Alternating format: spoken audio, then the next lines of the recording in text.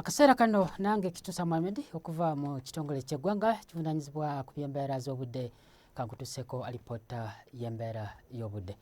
Embeera y'obudde ekyali ya mukalwe mu bitundu by'eggwanga eby'enjawulo olw'ensonga nti omugongo gw'obuzito bw'empewo bukyasimbye eri ebukiikaddyo obwa Ssemazinga Africa guwandula empewo enkalu okwolekera ensi yattu. Era bwe tugezaako ne tulaba ku mbeera budde mu biseera by'okumakya tusubye omusana okwakanga gukubakubamu bitundu by'eggwanga ebisinga obungi, wabula mu biseera eby'olweggulo tusuubirayo olufuuyirize ebitundu ebisangibwa eri ebukiikakkono sako neeyo ebuvanjuba so nga ate masekati ng'okibodde eri ebugwanjuba omusana gujja kwakanga gukubakubamu.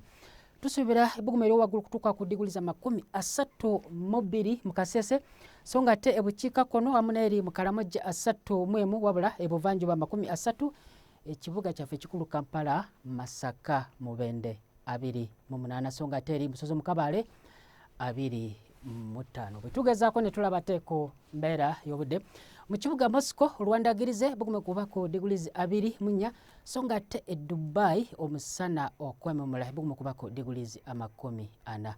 Weebale okubeerako naffe beera bulungi weeraba.